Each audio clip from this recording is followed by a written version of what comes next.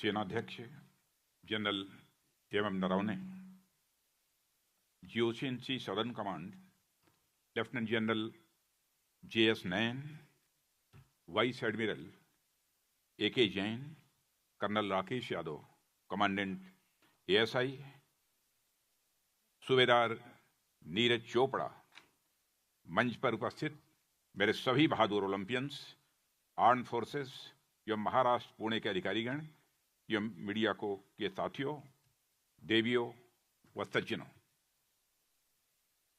कुछ भी कहने के पहले जो भी ऑडियंस यहां पर मौजूद है, मैं यह अपील करना चाहूंगा, इस बार के ओलंपिक ने जिन्होंने मेडल हासिल किया है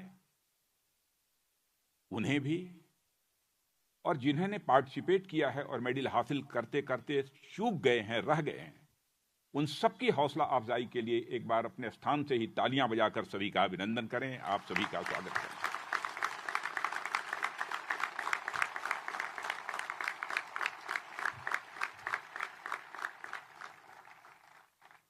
मित्रों, हमारी सेना के ओलंपिक पदक विजेता और प्रतिभागियों के अभिनंदन के अवसर पर मैं सचमुच अपने को बहुत ही गौरवान्वित महसूस कर रहा हूं। इन ओलंपियंस ने सारी दुनिया में भारत के मस्तक को ऊंचा किया है और मुझे बतलाया गया है कि हमारे सेना के 23 खिलाड़ियों ने ओलंपिक में पार्टिसिपेट किया था। कुछ ने मेडल हासिल किया, कुछ मेडल हासिल करने से कुछ ही दूर रह गए थे। सभी हमारे लिए बधाई के पात्र हैं और मैं यहां इनको बधाई दे रहा हूं, वहीं पर यदि मैं जो ट्रेनर हैं, जो कोच हैं, उनको यदि मैं बधाई नहीं दूं तो मेरी बात अधूरी रह जाएगी। इसलिए इन खिलाड़ियों के साथ साथ मैं सारे कोचेज और सारे ट्रेनर्स को भी अपने तरफ से हार्दिक बधाई देता हूं। इस समय स्टेडियम की जो रीनेमिंग हुई है नीरज चोपड़ा के नाम पर, यह कोई छोटी बात नहीं है। एक तो हम लोगों ने समस्त देशवासियों की तरफ से उनके प्रति एक अपना स्नेह का भाव, प्यार का भाव, सम्मान का भाव यह व्यक्त किया है। वहीं पर रक्षा और खेल के संबंधों को भी यह कार्यक्रम दर्शाता है। रामायण व महाभारत काल में भी खेल के रूप में युद्ध विद्याएं छात्रों के पाठ्यक्रम का हिस्सा हुआ करती थी, जिससे हम सभी अच्छी तरह परिचित हैं। इंडस वैली सिविलाइजेशन में निशानेबाजी, तलवार, भाले और वेट लिफ्टिंग, चेस जैसे भी खेल हुआ करते थे। यदि इंडस वैली सिविलाइजेशन के इतिहास के पन्नों को पलटकर कोई देखे, नालंदा और तक्षशिला में बाकायदा खिलाड़ियों की ट्रेनिंग होती थी। विदेशों से भी लोग नालंदा और तक्षशिला विश्वविद्यालय में खेल की ट्रेनिंग लेने के लिए आया करते थे। जहां हम आज हैं, इसका इतिहास देखिए। यानी महाराष्ट्र के बारे में मैं कहना चाहूंगा, यह खेल ही था जिसने शिवा नामक बच्चे को छत्रपति शिवाजी महाराज बना दिया। और गुरु स्वामी रामदास जी और दादाजी कोंडदेव और माता जीजाबाई ने बचपन से ही खेल खेल में ऐसी शिक्षा दी जिसने छत्रपति महाराज शिवाजी को एक राष्ट्र नायक बना दिया। इसी तरह रानी लक्ष्मीबाई, रानी चेन्नम्मा, दुर्गावती जैसी वीरांगनाओं के जीवन में भी खेल की बहुत ही महत्वपूर्ण भूमिका है। मेरा मानना है कि एक सैनिक में सच्चा खिलाड़ी और सच्चे खिलाड़ी में एक सैनिक हमेशा मौजूद रहता है। भारतीय सेना बखूबी उस परंपरा को आगे बढ़ा रही है। Major Dhyanchand, captain Milkha Singh, colonel Rajyavardhan Singh Rathore और कैप्टन विजय कुमार की चली आ रही परंपरा में अब सूबेदार नीरज चोपड़ा ने भी अपना नाम स्वर्णाक्षरों में दर्ज करा दिया है। साथियों, सूबेदार नीरज चोपड़ा ने देश को गौरवान्वित किया है। वहीं हमारे अन्य खिलाड़ियों ने अपने प्रदर्शन से समस्त भारतवासियों का दिल जीता है। वह सारे भारतवासी जो या तो भारत में रहते हैं अथवा जो दुनिया के दूसरे देशों में भी भारतवासी रहते हैं, सारे भारतवासियों का उन्होंने दिल जीता है। मैं सूबेदार मेजर सतीश के उत्कृष्ट प्रदर्शन की सराहना करना चाहता हूं। 13 टांके लगने के बावजूद, 13 टांके लगे थे, उस लगने के बावजूद अपने क्वार्टर फाइनल बॉक्सिंग में शानदार प्रदर्शन किया। नायब सूबेदार अविनाश शेवल ने ओलंपिक में 3000 मीटर स्टीपल चेज में एक नेशनल रिकॉर्ड बनाया। नायब सूबेदार दीपक पूनिया अपने ब्रॉन्ज मेडल मुकाबले में मामूली अंतर से चूक गए, लेकिन समस्त भारतवासी सच्चाई को स्वीकार करता है कि उनका प्रदर्शन बहुत ही शानदार रहा है। सूबेदार ओरखिया राजीव का 4x400 मीटर रिले में नया एशियाई रिकॉर्ड बनाने का प्रदर्शन भी बहुत ही काबिल तारीफ था। उसकी जितनी भी सराहना की जाए वह कम है। सेलिंग इवेंट में नायब सूबेदार विष्णु सखन्नन और रोइंग में नायब सूबेदार अरुण लाल जाट और नायब सूबेदार अरविंद सिंह की टीम ने अपने अपने इवेंट्स में भारत का सर्वश्रेष्ठ प्रदर्शन किया है। जैसा आप जानते हैं कि 1.5 वर्ष से कोविड की महामारी के बावजूद यह टोक्यो में इतना शानदार प्रदर्शन करना यह कोई छोटी बात नहीं है। ट्रेनिंग की कठिनाई थी, प्रॉपर ट्रेनिंग नहीं हो पा रही थी, लेकिन उसके बावजूद खिलाड़ियों ने जो प्रदर्शन दिया है उसमें भूमिका निभाने वाला एक महत्वपूर्ण इंस्टीट्यूट, यह हमारा आर्मी स्पोर्ट्स इंस्टीट्यूट है। मैं इस आर्मी स्पोर्ट्स इंस्टीट्यूट के प्रति भी सम्मान व्यक्त करना चाहता हूं, जिसने बहुत ही महत्वपूर्ण भूमिका ट्रेनिंग में निभाई है। और इस आर्मी स्पोर्ट्स इंस्टीट्यूट भारतीय सेना का एक बहुत ही विश्व स्तरीय संस्थान है। इसे सभी अच्छी तरह जानते हैं। मुझे बताया गया है कि इसने अब तक 34 ओलंपियंस और 22 कॉमनवेल्थ गेम के मेडल विनर और 21 एशियन गेम्स के मेडल विनर और 6 यूथ ओलंपिक मेडल विनर और 13 अर्जुन पुरस्कार विजेता दिए हैं, जो मुझे जानकारी दी गई है। मुझे इस बात की भी जानकारी दी गई, लॉकडाउन के दौरान जब ट्रेनिंग हासिल करने के लिए हमारे खिलाड़ियों को सुविधा मिलने में कठिनाई हो रही थी, उस समय आवश्यकता पड़ने पर उनके घर इक्विपमेंट्स पहुंचाने का काम इस आर्मी स्पोर्ट्स इंस्टीट्यूट ने किया है।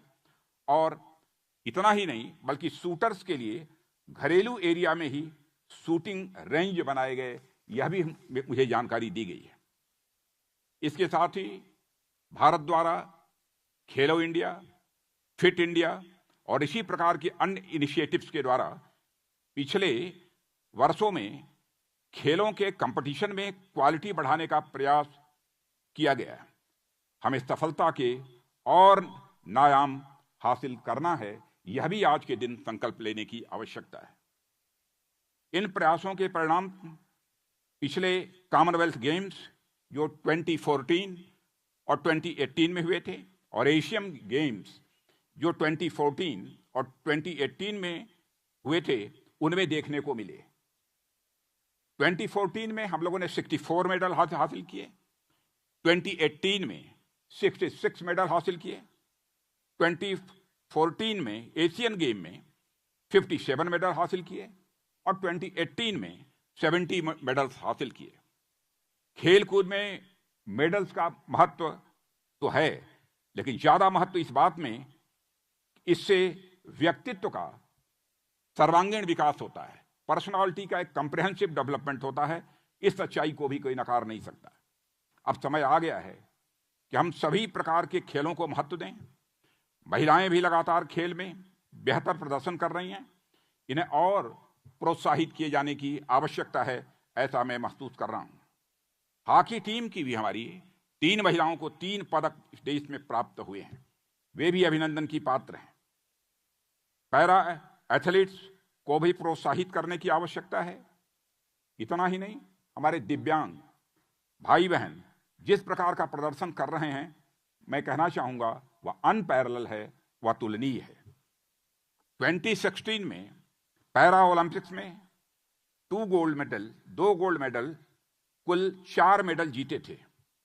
मित्रों, किसी भी एथलीट के जीवन में सबसे महत्वपूर्ण क्षण होता है जब वो हाथ में तिरंगा पकड़ता है। इसका अनुभव इस बार सूबेदार नीरज चोपड़ा ने टोक्यो में किया होगा। मैं समझता हूं कि जब सूबेदार नीरज चोपड़ा को गोल्ड मेडल देते समय टोक्यो में राष्ट्रगान बजा, तब एक एक भारतीय का सीना चौड़ा हो गया था। आज इस मंच से इन तमाम खिलाड़ियों से कहना चाहूंगा कि आप केवल एक खिलाड़ी नहीं हैं, बल्कि देश के युवकों के आप एक लीडर भी हैं। लीडर की जिम्मेदारी होती है फॉलोअर्स को सही दिशा देना। संकल्प लें, आज हम सबको संकल्प लेने की आवश्यकता है कि भारत को हम आने वाले दिनों में एक स्पोर्ट्स पावर बनाएंगे। यह हमारा संकल्प आज लेने की आवश्यकता है। और मैं आश्वस्त हूं इन खिलाड़ियों को देखने के बाद कि निश्चित रूप से हमारा यह संकल्प पूरा होकर रहेगा। हमारे प्रधानमंत्री जी ने खेलों में जो रुचि दिखाई है वह अद्भुत है। लंबे अरसे से भारत की राजनीति में मैं अपनी भूमिका निभा रहा हूं, लेकिन मैं कह सकता हूं कि इस बार के प्रधानमंत्री श्री नरेंद्र मोदी जी ने जिस प्रकार की भूमिका निभाई है वह अप्रत्याशित है, अकल्पनीय है। जिस तरीके से उन्होंने देश के खिलाड़ियों के हौसले में अफजाई करने की अपनी तरफ से कोशिश की है। जो हमारे यहां पर मौजूद हैं सारे खिलाड़ी, उनके साथ ब्रेकफास्ट, इतना ही नहीं, उनके साथ इंटरेक्शन। आपने कई फोटोग्राफ्स न्यूज़पेपर्स में, समाचार पत्रों में और इलेक्ट्रॉनिक चैनल्स पर आपने देखे होंगे। मित्रों, मैं तो वह वक्त देख रहा हूं जब भारत को ओलंपिक होस्ट करने का अवसर मिलेगा। और मैं कहना चाहूंगा कि हमारे सभी ओलंपियंस जो थोड़े मार्जिन से चूक गए, चौथे स्थान पर रह गए या फाइनल में तो पहुंचे परंतु मेडल नहीं मिला, वे सभी हमारे लिए किसी विनर से कम नहीं है। अपने देश का ओलंपिक में प्रतिनिधित्व उन्होंने किया है, यह कोई कम गौरव की बात नहीं है। उन्होंने ओलंपिक में भारत का प्रतिनिधित्व किया है, इससे भी हम सब अपने को गौरवान्वित महसूस करते हैं। इस ओलंपिक में अब तक का सबसे बेहतर प्रदर्शन रहा है, लेकिन हमें संतुष्ट नहीं होना है, लगातार हमें आगे बढ़ते जाना है। हमारा हौसला बुलंद है, बाधाओं पर हम विजय प्राप्त करेंगे। परिश्रम और प्रयास के समान मित्र दुनिया में कोई नहीं है। कहा भी गया है कि नास्ति उद्यम समो बंधु। मुझे पक्का भरोसा है हमारा प्रदर्शन एक दिन विश्व में सर्वश्रेष्ठ होगा। इन्हीं शब्दों के साथ आप सबको बधाई देता हूं और भविष्य के प्रयासों के लिए भी अपनी हार्दिक शुभकामनाएं देता हूं। मैं सदर्न आर्मी कमांड के प्रयासों की भी सराहना करता हूं, जिन्होंने इस वर्ष बाढ़ और कोविड दोनों के दौरान हाई कॉम्बैट रेडीनेस, मानवीय सहायता और डिजास्टर रिलीफ इफर्ट्स की दृष्टि से भी प्रशंसनीय कार्य किए हैं। इन्हीं शब्दों के साथ पुनः ओलंपिक में पार्टिसिपेट करने वाले सभी खिलाड़ियों का स्वागत करते हुए और भविष्य के लिए भी अपनी हार्दिक शुभकामनाएं देते हुए अपना निवेदन समाप्त करता हूं। जय हिंद।